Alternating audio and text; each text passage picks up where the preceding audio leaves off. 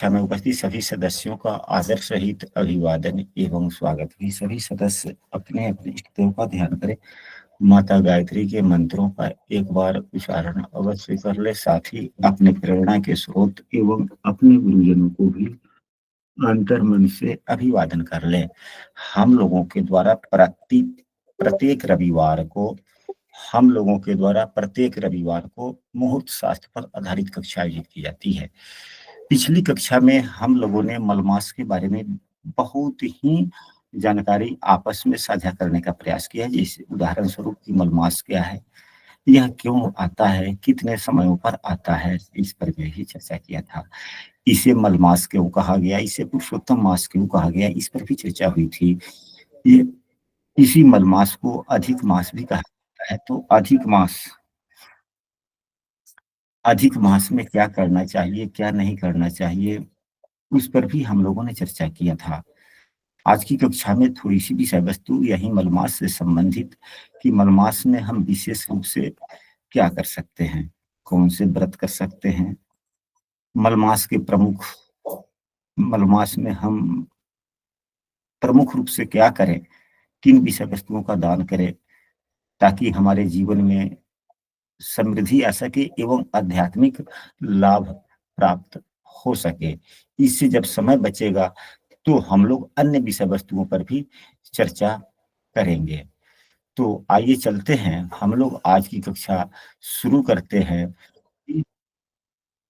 मलमास में हम लोग कौन से वैसे विशेष मंत्र का जप करें ताकि हमें लाभ की प्राप्ति हो। तो इसके लिए हमारे शास्त्र में ढेर सारे बात बतलाए गए हैं।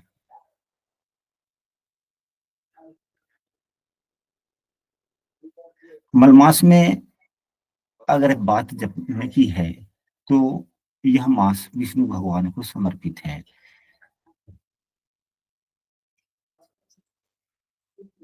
इस मास में भगवान विष्णु, भगवान राम, कृष्ण जी, जिनको जिनके इष्ट देव जो हो सकते हैं, सभी तो एक ही के प्रतिरूप है। अगर उनके जप अगर किए जाते हैं, उनका स्तोत्र का प्रतिदिन पाठ किया जाता है तो सबसे अधिक लाभ प्राप्त होता है।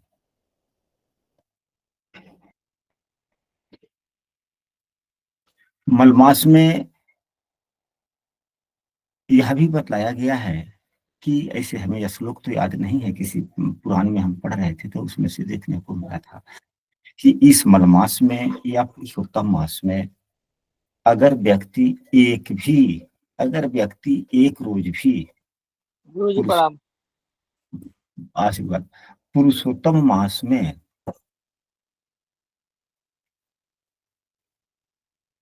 या अधिक मास कहिए, मलमास कहिए, भी कह लीजिए, सबके तो नाम एक ही है। अगर एक दिन का भी उपवास करते हुए एक दिन का उपवास व्यक्ति करे एवं भगवत पूजन करे, भगवान विष्णु की पूजा करे या कृष्ण जी की पूजा करे, राम जी की पूजा करे, सभी एक ही हैं, यानी कि विष्णु भगवान की पूजन करे और आराधना करे, खूब बढ़िया से स्तोत्र का पाठ वगैरह करे अंतर मन से, तो 3 वर्षों के व्रत करने से जो लाभ होता है उससे भी कहीं अधिक कहा गया है। ऐसे श्लोक हल्का सा याद है कि भस्मीकृत्य द्विजोतमः सूर्यानम समारूढ़म वैकुंठम जाति मानवः, सूर्यानम समारूढ़म वैकुंठम जाति मानवः। अगर पुरुषोत्तम मास में एक भी कोई उपवास करता है, व्रत करता है सहज ही श्रद्धा मन से, तो मनुष्य के अनंत पाप जो है समाप्त हो जाते हैं और वह व्यक्ति वैकुंठ लोक में जाता है। तो मलमास में व्रत करने चाहिए, खास करके मलमास में आने वाले एकादशी व्रत तो निश्चित रूप से ही करने चाहिए और लक्ष्मी भगवान का पूजा भी करनी चाहिए।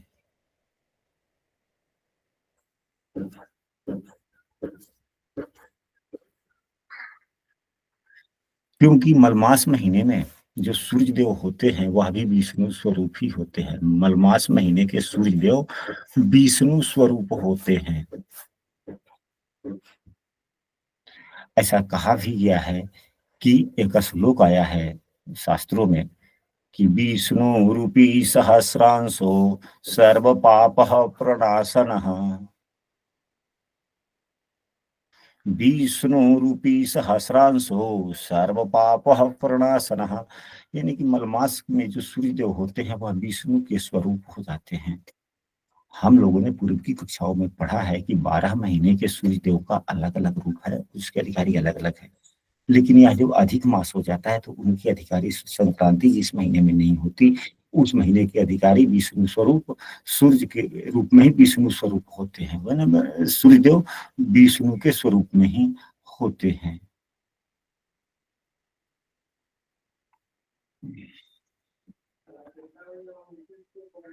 इसमें दान क्या क्या कर सकते हैं? तो मलमास में 3 चीजों का दान बहुत ही उत्तम बतलाया गया है। एक, दीप का दान।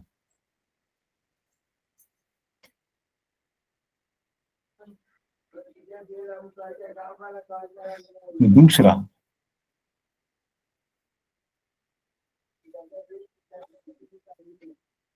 गुड़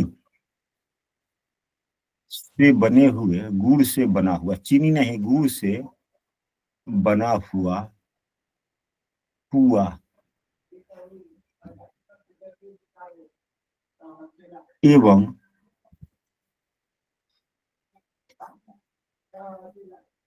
लवंग। अभी एक ही हुआ दीपदान, और दूसरा हुआ गुड़ से बना हुआ पुआ। तीसरा हुआ लवंग, कपूर,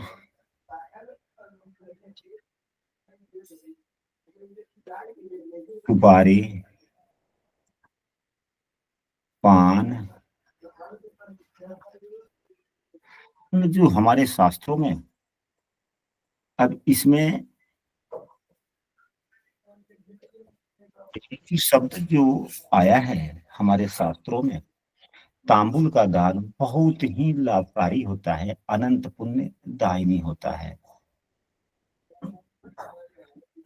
पुरुषोत्तम मास में तांबुल का दान बहुत ही उत्तम माना गया है। अब तांबुल में क्या क्या है? आज के जमाने में तांबुल आप बोले तो लोग साधारणतया क्या कहता है?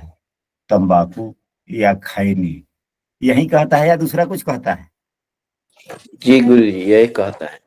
लेकिन नहीं, हमारे शास्त्रों में तांबुल का परिभाषा कुछ दूसरा ही है। हाँ जी, ये नहीं, यह तांबुल नहीं, यह खैनी नहीं, इसको नहीं।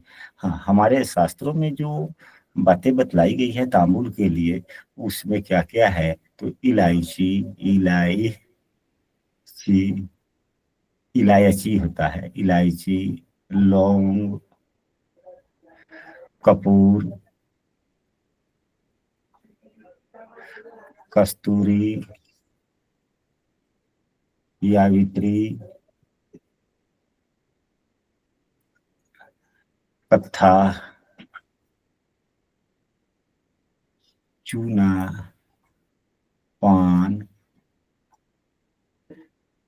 इतने वस्तुओं में से जितना मिल सके इन सबों को मिलाकर भगवान को प्रसन्न करने हेतु ये जो हम दान करते हैं इसी को तांबुल कहा जाता है।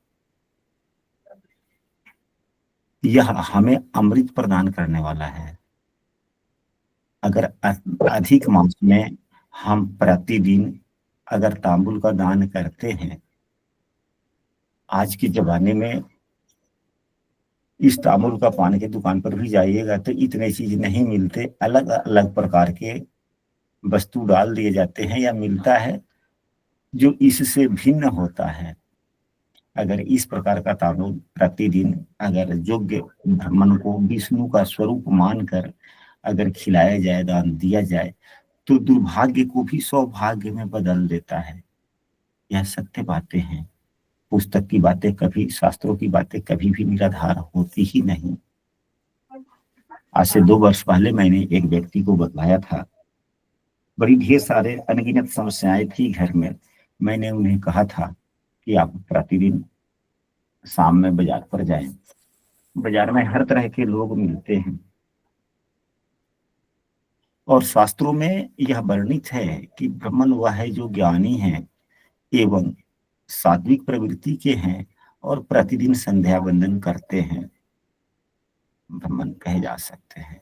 वैसे व्यक्ति मिले, प्रतिदिन उनको पान आप खिलाए, कोई मद मसाला नहीं, सीधे कत्था चुना, पान का पत्ता, लौंग वगैरह डाल दिया, इलायची डाल दिया और वही पानी खिलाए। 1 महीने आप करें, फिर देखें कि आपके जीवन में बदलाव आता है या नहीं। उनके जीवन में बहुत काफी बदलाव आया।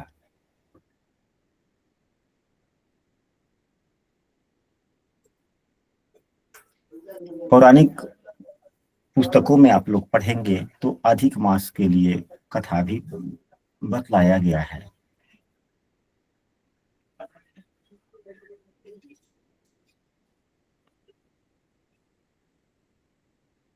तो ये इसका एक कथा है, हमने पढ़ा भी है और हम अपने अग्रजों से हमने सुना भी है।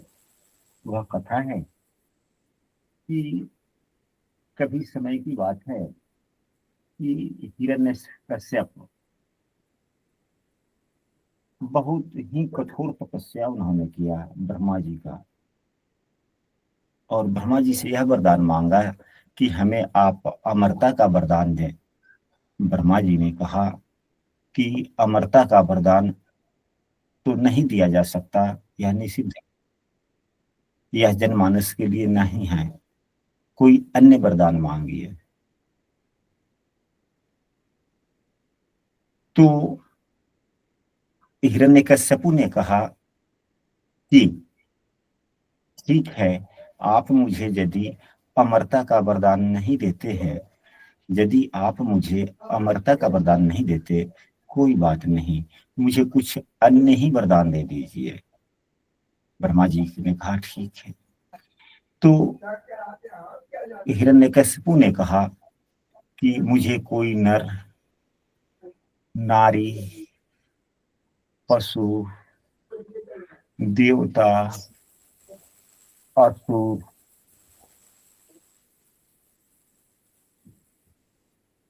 असुर नहीं मार सके।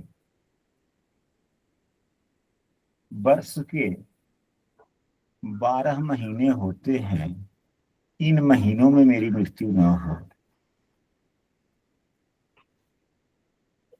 वर्ष के 12 महीने में कभी भी मृत्यु ना हो।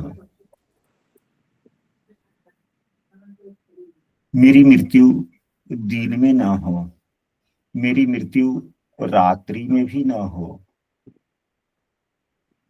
वह किसी अस्त्र से, यानी कि हमें अस्त्र या शस्त्र से मेरी मृत्यु ना हो।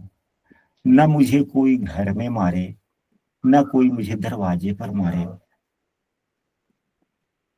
न घर में, न बाहर, यानी दरवाजे को, न बाहर, बाहर शब्द उपयुक्त होगा, न मार सके। और भी शब्द उन्होंने बोले होंगे, हमें ध्यान नहीं है। मतलब हिरण्यकश्यपु ने ऐसे ऐसे शब्द मांग लिए, जितना उसे था कि जितना समय हो सकता है, जितना प्रकार हो सकता है, कुछ उसने नहीं छोड़ा। और ब्रह्मा जी से कहा कि हमें यही वरदान दीजिए। ब्रह्मा जी ने उन्हें यह वरदान दे दिया कि ठीक है। वरदान के मिलते ही हिरण्यकश्यप जो है वह अपने आप को अमर समझने लगा। उसने सोच लिया कि अब तो हमें कोई मारेगा ही नहीं। तो जब कोई नहीं मारेगा तो अपने आप को वह अमर समझने लगा और अपने आप को भगवान भी मानने लगा और लोगों को कहने लगा कि मैं ही भगवान हूं। समय आने पर, कि जब प्रकृति के नियमों के अनुसार सभी का तो अंत होना ही है। समय आया भगवान विष्णु ने अधिक मास में ही, क्योंकि यह तो 12 महीने से अलग हो गया, यह तो महीने ही अलग है, यह तो किसी दस के अंदर में आता है। इसी मलमास में उन्होंने आधा पुरुष आधा पशु आधा पशु के रूप में प्रकट हुए। शाम का समय था, गोधूली बेला थी, न दिन था न रात था। घर के दरवाजे पर ही, यानी कि ना वो घर के अंदर थे ना ही घर से बाहर, जिसको दरवाजा हम लोग कहते हैं, कहीं कहीं शब्दों में देहरी शब्द, देहरी माँ कहा जाता है, देहरी पर ही, किसी अस्त्र शस्त्र से नहीं, अपने नाखून से ही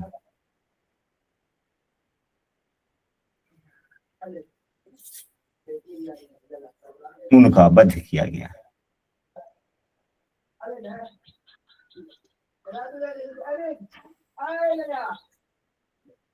यह कथाएं आप सबों को पूर्व से भी ज्ञात है, विद्यालय में हम सबों को पढ़ाया भी गया है। एक और है दूसरी कथा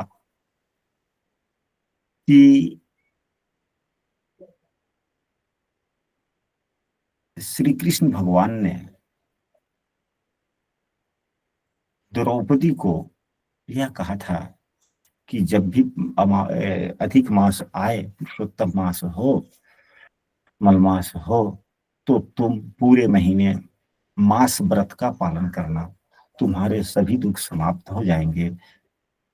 द्रौपदी ने भी मलमास व्रत किया और उनके भी सारे दुख समाप्त हो गए। इस प्रकार से पुराने जमाने में बहुत से लोगों ने इस मलमास व्रत का पालन भी किया और उनके सभी दुख समाप्त हुए और अंत में वे अच्छे धाम को भी गए।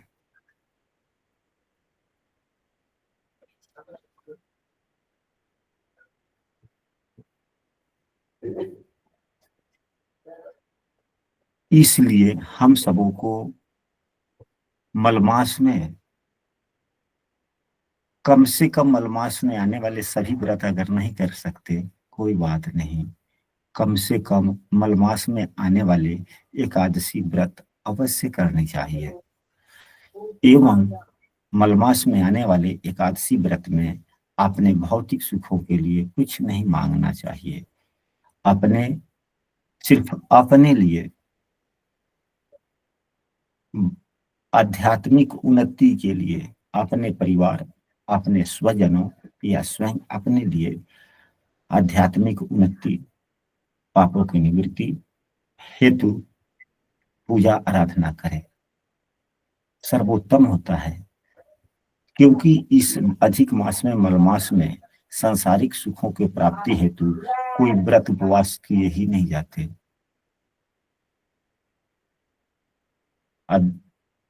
मलमास में इन्हीं केवल आध्यात्मिकता के प्राप्ति हेतु किया जाता है।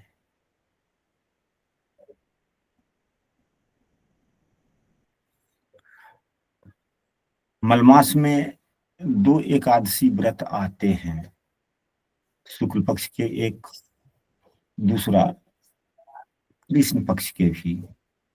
हमें दोनों करने चाहिए।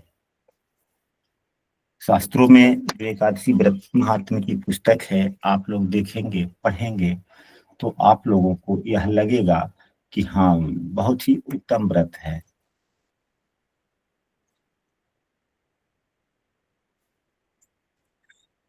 अब इसके बाद में, यह तो मलमास से संबंधित बातें समाप्त हुई।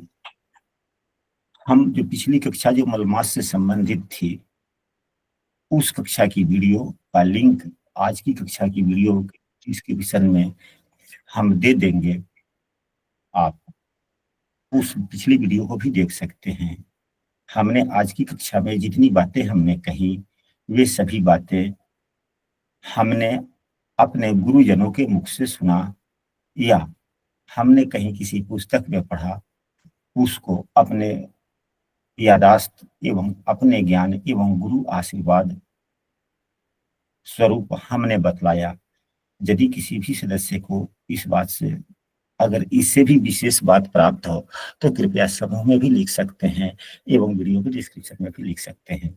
हमारे द्वारा प्रतिदिन कुंडली प्रदेश पर भी कक्षा आयोजित की जाती है। यदि कोई कक्षा में शामिल होना चाहते हैं तो इस नंबर पर व्हाट्सएप कर कक्षा में शामिल हो सकते हैं।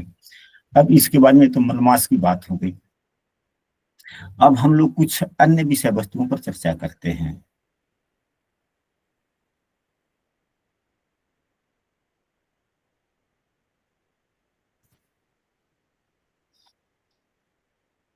कि मास और भी होते हैं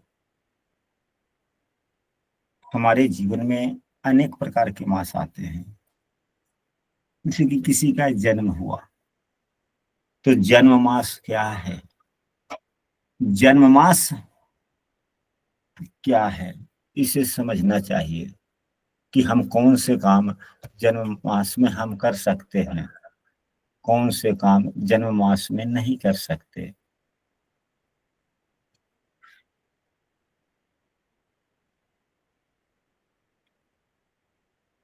तो जन्म मास कब से शुरू होता है?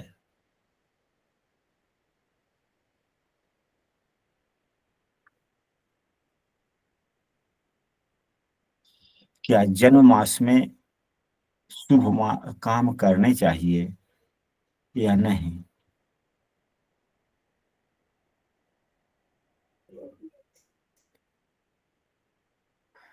तो एक मिनट जरा सा बोर्ड मिटाते हैं। या अभी हम लोगों ने जो मलमास के बारे में कुछ चर्चा किया था, इससे भी अगर अधिक विस्तृत रूप में या अधिक किसी सदस्य को मलमास के बारे में जानकारी हो तो अपने ज्ञान को वह साझा कर सकते हैं। यदि किसी सदस्य को इससे अधिक जानकारी हो तो कृपया साझा करें अपनी बातों को, या हम आगे बढ़ा जाए। गुरु जी आगे बढ़ा जाए। कुछ कभी कभी आप लोग भी बोले, क्योंकि आज अब हम लोग महीने पे चल रहे हैं तो अगले कक्षा जब होंगे तो पक्ष पर आधारित होगा। तो आप लोग भी शास्त्रों का अध्ययन करें, कम से कम 2 शब्द आप लोग भी बोलने का प्रयास करें, एक दूसरे का ज्ञान इधर साझा भी होगा और कक्षा आनंददायक होगी। तो अब यहाँ पर देखा जाए कि एक होता है जन्म मास भी होता है। क्या जन्म मास में हम क्या क्या कर सकते हैं, क्या नहीं कर सकते? तो जन्म मास कब होता है पहले इसे समझा जाए। इसके लिए इसके लिए 2 बातें पुस्तकों में आती है, दोनों में आप कोई भी मान सकते हैं। एक यह होता है कि जन्म तिथि, जन्म तिथि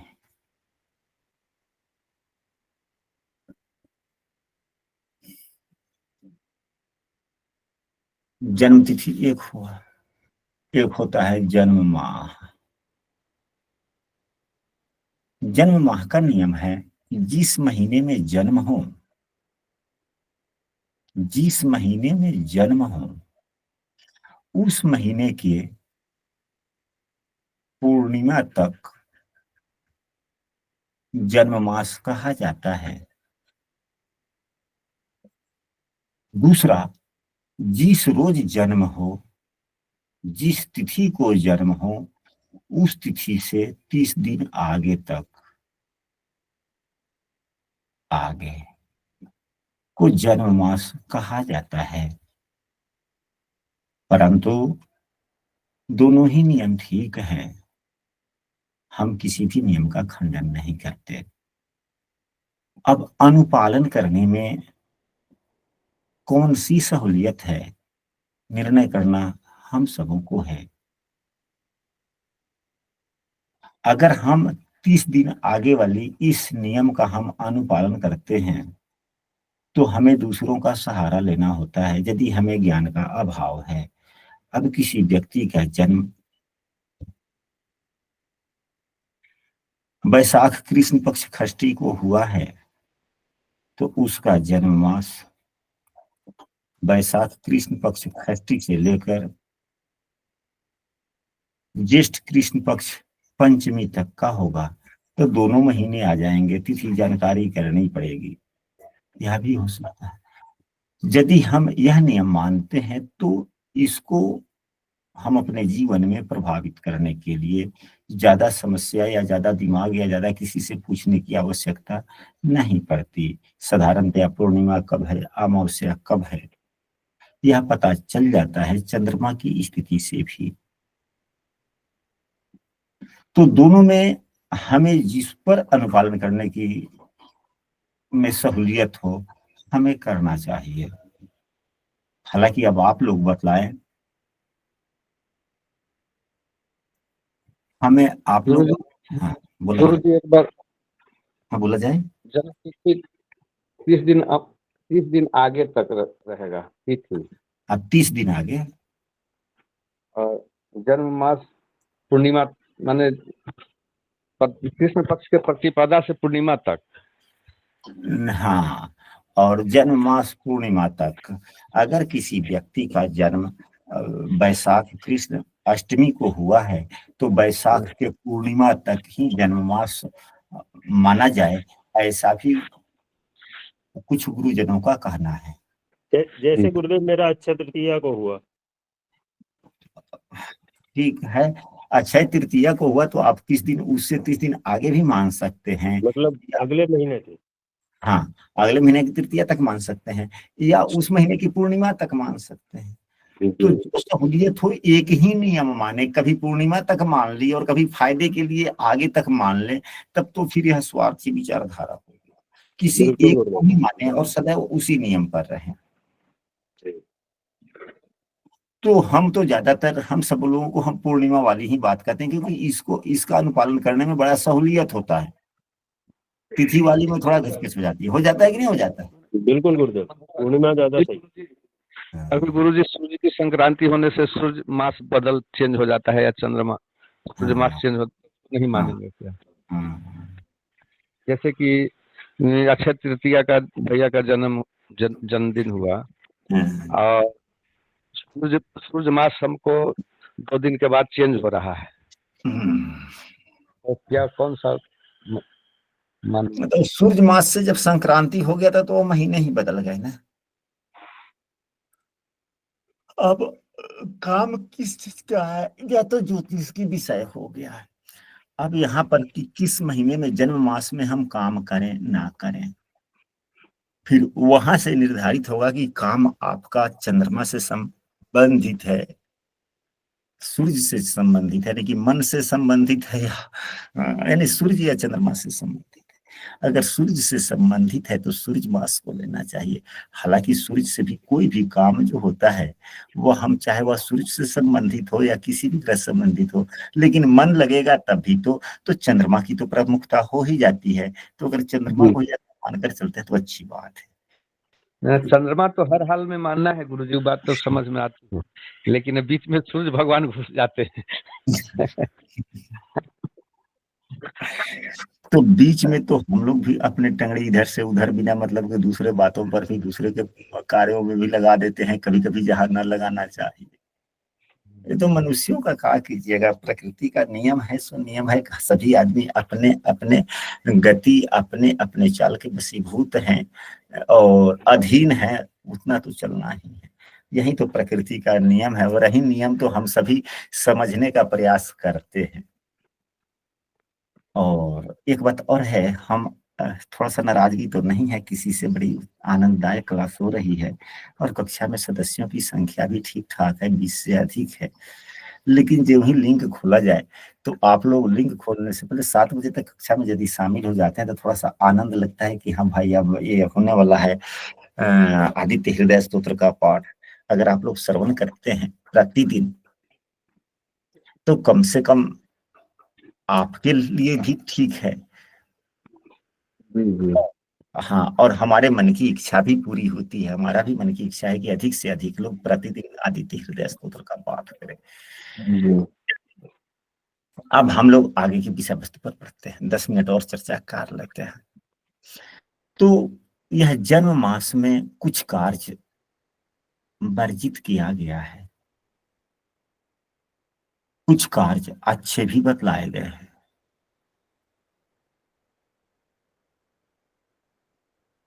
शुभ काम के लिए वर्जित भी किया गया है, कुछ शुभ शुभ कार्यों के लिए, कुछ कार्यों के लिए प्रशस्त भी बतलाया गया है। तो जहां तक हमारा यादाश्त है या हमारे गुरुजनों के द्वारा बोला गया बात है, उसमें अगर हम जन्म मास में किसी भी मंत्र की साधना करते हैं, अपने उन्नति समृद्धि हेतु जप करते हैं, अपने समृद्धि एवं अपने कल्याण हेतु दान करते हैं, अपने जीवन का नया शुभारंभ करने के लिए विवाह करते हैं, यह उत्तम बतलाया गया है। परंतु विवाह के अलावे अन्य संस्कार जैसे चूड़ाकरण हुआ, कर्मवेद हुआ, ऐसी यात्राएं जो जीवन में यादगार बनने वाला हो, ऐसी यात्राएं जो जीवन में इक्का दुक्का करने का मौका मिलता है, वैसी यात्राएं नहीं करनी चाहिए।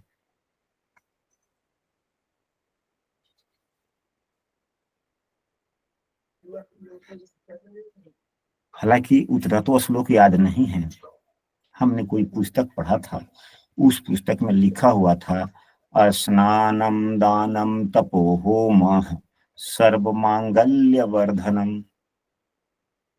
यह जन्म मास के लिए विवाह बतलाया गया है पुस्तकों में। इस पुस्तक का है याद नहीं है, लेकिन हमने पढ़ा है जन्म मास वाले ही अध्याय में कि स्नानम दानम तपोहोमः सर्व मांगल्य वर्धनम। यह भी एक श्लोक का है कि जन्मनि मासी विवाह शुभ, यानी जन्म मास में विवाह शुभ है। लेकिन संस्कार चूड़ाकरण वगैरह हुआ, कर्णवेद वगैरह हुआ, ऐसी यात्राएं जो हमारे जीवन में कभी कभी करने को मिलता है।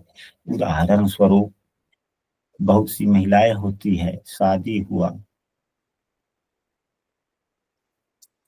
अपने ससुराल में ही है या अपने मैके में है, नए बच्चे का जन्म हुआ,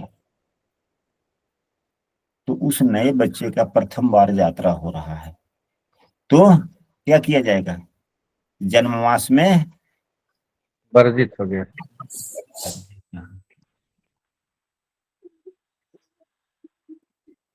जिस महीने में बच्चे का जन्म हो, कर्मवेद नहीं करना चाहिए। नहीं कि हम लोगों को जो है जाति में यह मड़वा बनता है उपनयन में, और कर्मवेद भी मड़वे पर होता है ना जी ब्रजेश जी जी तो जी हाँ, तो हमारे बड़े लड़के का जन्म फाल्गुन महीने में हुआ है, जी तो हमने सोचा कि फाल्गुन महीने में उपनयन करते हैं, अच्छा सा दिन मुहूर्त बनाते।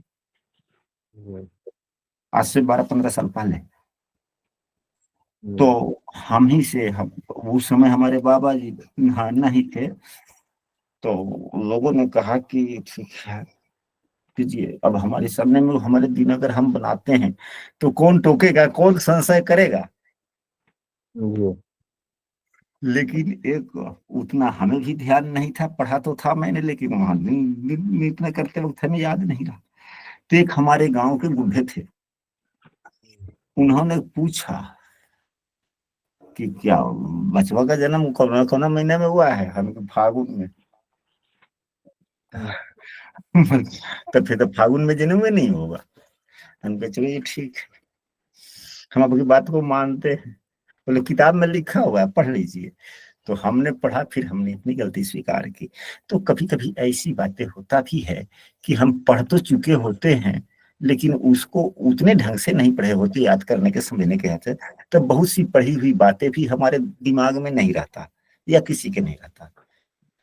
बहुत से मूल्यवान वस्तुएं, अच्छी वस्तुएं आपके पास में भी कई पुस्तकें होंगी, लेकिन सभी पुस्तकों की एक एक बात आपके जेहन में तो नहीं रहता ना। बिल्कुल नहीं रहता गुरुजी। तो फिर हमने पूछा कि क्या किया जाए, तो उन्होंने कहा फिर दूसरा लड़का का शादी जन्म साथ में कर दीजिए। क्या दूसरे लड़के का जन्म किस महीने में हुआ है? हमने कहा कि आश्विन में हुआ है। तो फिर कर लीजिए। भंग हो गया। वो क्या हुआ,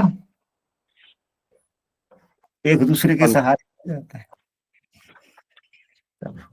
तो दो करने में फिर दो करने में दोष नहीं है गुरुजी।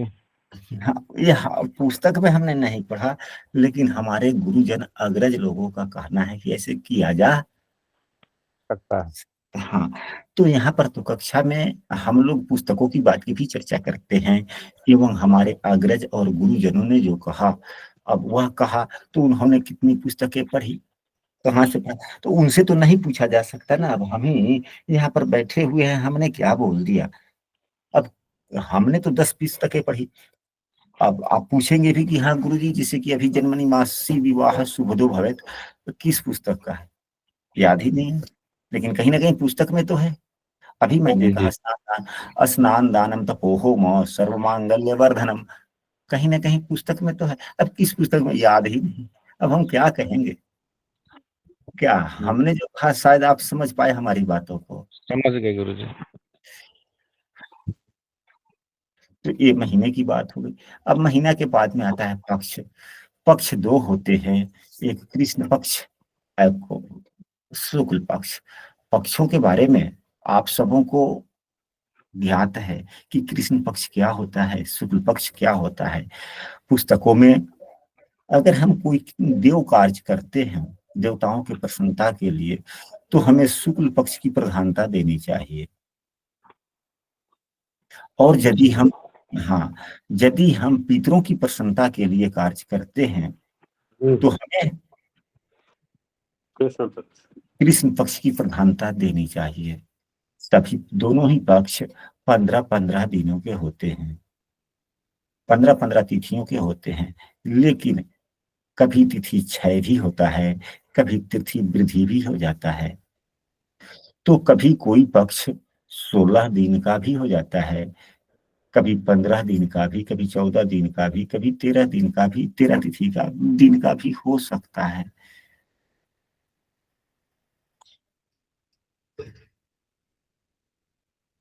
और यह तिथियां क्या हो जाती है, तो क्षय होने के कारण। यहाँ पर पक्ष में सबसे महत्वपूर्ण बात हम सबों को यह याद रखना है कि किसी किसी पक्ष में कभी कभी बिरले ही देखने को मिलता है कि एक पक्ष में 2 क्षय तिथियां मिल जाती है।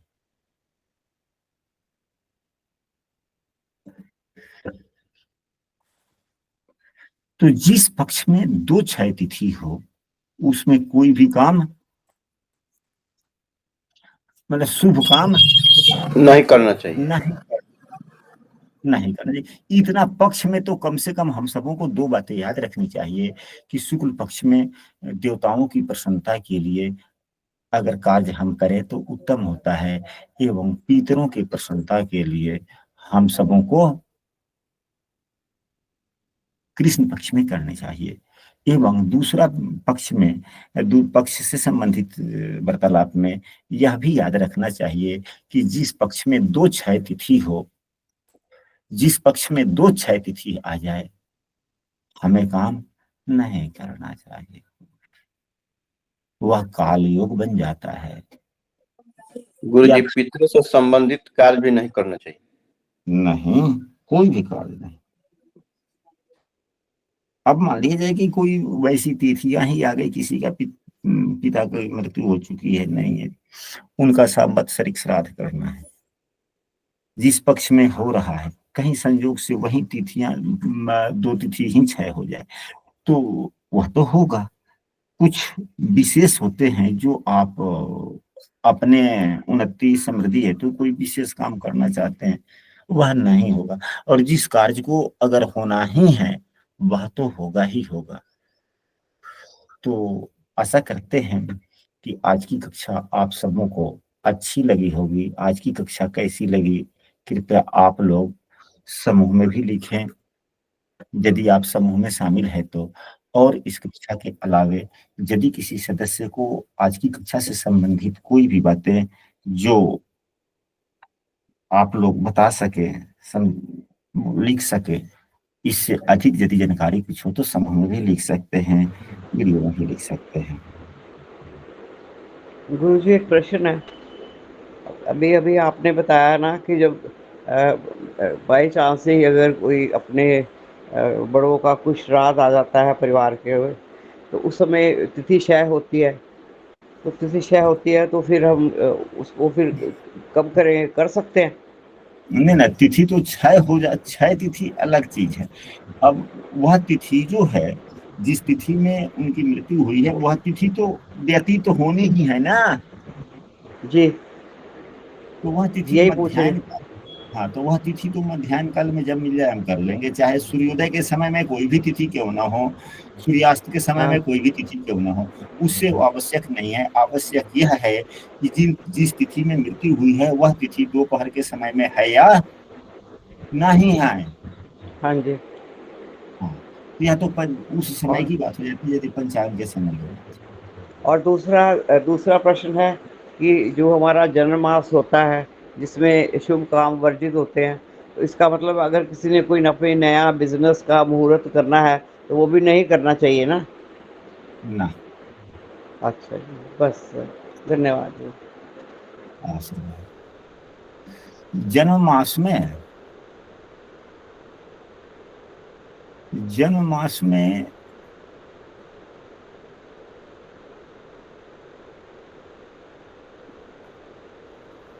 शुभ काम, हालांकि विवाह जब वर्जित नहीं है, विवाह भी वृद्धि का ही परिचायक है। विवाह किस चीज का परिचायक है?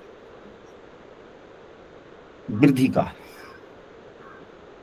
उससे परिवार में वृद्धि होती है, वंश की वृद्धि होती है, जीवन जीने का एक आत्मबल मिलता है। विवाह का मतलब यही होता है ना। जी गुरु जी। तो इससे संबंधित काम कर सकते हैं।